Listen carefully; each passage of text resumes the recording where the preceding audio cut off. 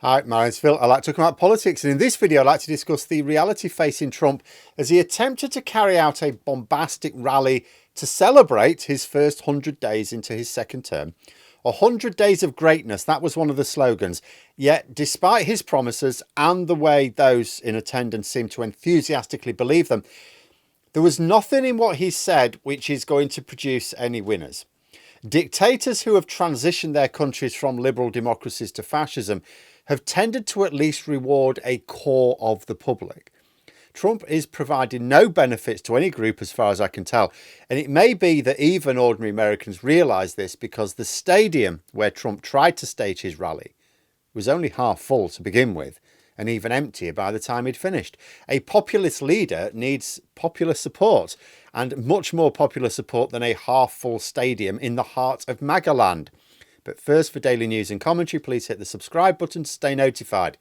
So, there are a couple of completely arbitrary rules in democracies around the world, it occurs to me. The first is you're supposed to keep inflation at 2%. This is not the result of clever economic modelling for a sustainable economy, if that's what you're thinking. If you're thinking, oh, there must be some sound reason why every central bank is told that they have to meet a target of 2% inflation. No, it was a figure completely made up by a New Zealand politician during an election as a sort of moonshot decades ago. And the rest of the world just went, oh, that's a good idea, we'll do that. It's not based on any maths at all. The second arbitrary rule is that you're supposed to face some sort of progress report after your first 100 days, even though it would be very difficult to pass any laws of consequence in a functioning democracy which is scrutinising them properly. But Trump has a different way of doing things. He is behaving more like an absolute monarch than an executive of a democracy with clear separation of powers. He doesn't have the patience to use Congress to pass his laws. Partly, it might be a lack of confidence that they would do it. Partly, he is conscious of his need to complete his agenda, not in 4 years, but 2. He's not known for self-awareness, but he's clearly aware enough that his policies will cause immense pain and render Republicans unelectable in all but their most loyal strongholds. So under normal circumstances, the midterms would be an absolute bloodbath for the Republicans. And the Congress which emerges afterwards will not possess quite the timidity of the current pathetic excuses for national legislators. And then that will be it. Trump will be, because remember, I mean, it's already fairly tight, his control in Congress. It doesn't take much to swing it the other way. Trump will be completely hemmed in by a Congress which has no interest in supporting a madman who can certainly not threaten their own primaries. But Trump has awareness of other hazards as well. Judging by some of the reported comments from his pathetically half-full rally last night, not exactly the Nuremberg rallies, was it? He is worried about judges blocking his illegal moves. He described the judges opposing him as breaking the law themselves in opposing him, as if they are the ones illegally blocking Trump from doing what he wants to do. He described them as communist radical left judges. Though I have to say, if you're going to call someone a communist, I don't think you really need to say radical left as well. Bit of a tautology.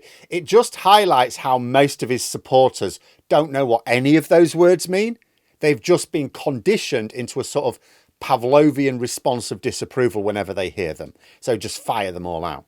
But it's like in Britain when Brexiteers attacked our senior judges for being enemies of the people, simply for ordering that the Conservative government carried Brexit out lawfully, which had to involve Parliament. Now, you can't just do this thing on your own. You've got to get Parliament to vote for it. That's all they said. Because Theresa May tried to do what Trump is now doing. You know, overreach on her executive powers.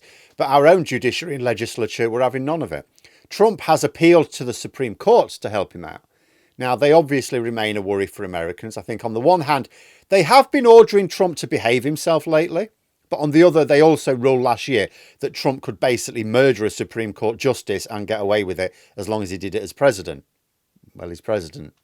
So I'm not sure they're much more consistent than Trump himself, and I don't think can be counted on to defend democracy.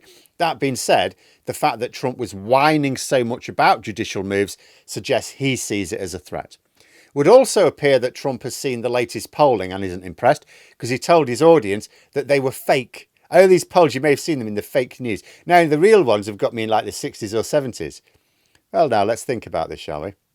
So Trump held his rally in Michigan, a state which actually propelled him to power last year on the promise of bringing back a lot of this manufacturing, right? He has framed his policy around bringing production back to America. A president with approval ratings in the 60s or 70s holding a rally in an area like that, I think would be able to fill a stadium. What about you? I saw a comment piece which made a good point about dictators. The running joke is often that at least they make the trains run on time, yeah? But this is part and parcel of a successful populist dictator. They attack minorities in order to win the support needed of the majority, or at least a sizable minority, to win power. But in order to remain in power, they have to give their support something in return.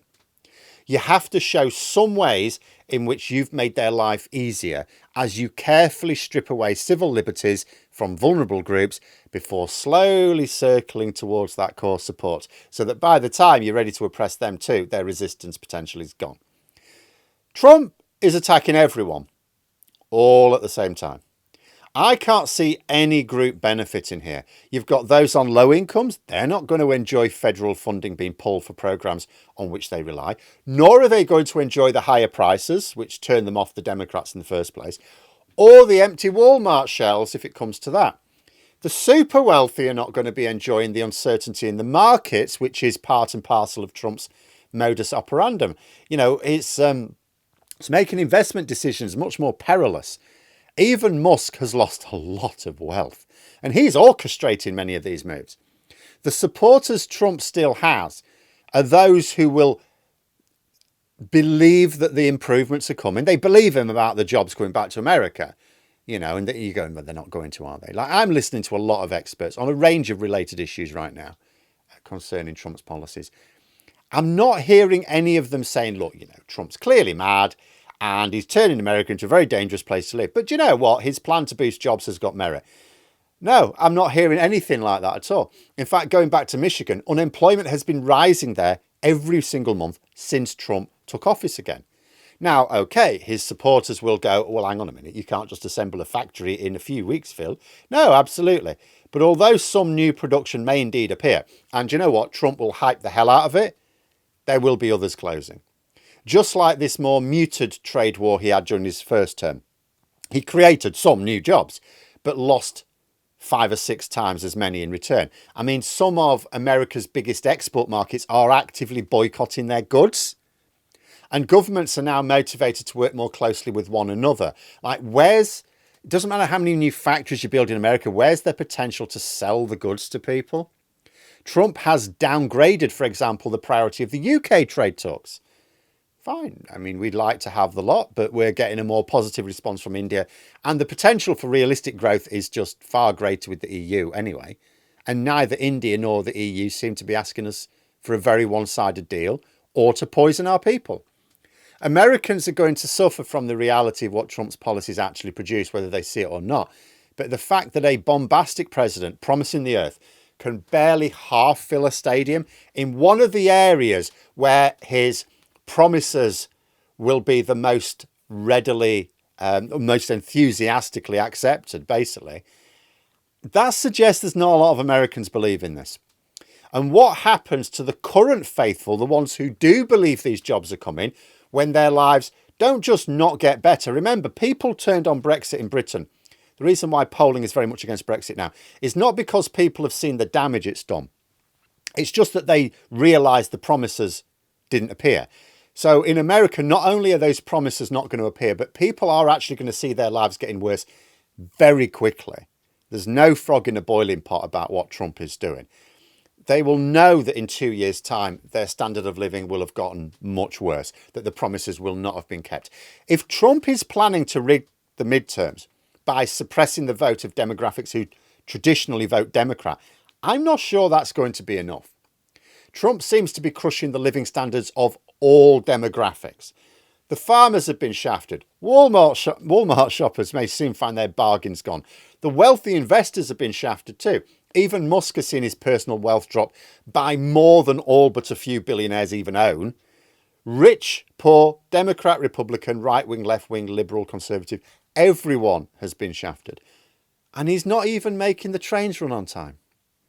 But there we are. Those are my thoughts. Let me know yours in the comments below. If you've enjoyed the video, please click the like button and subscribe for further content. If you'd like to support the channel further, you can click the join button for memberships. Thanks for watching, and until next time, I'll see you later.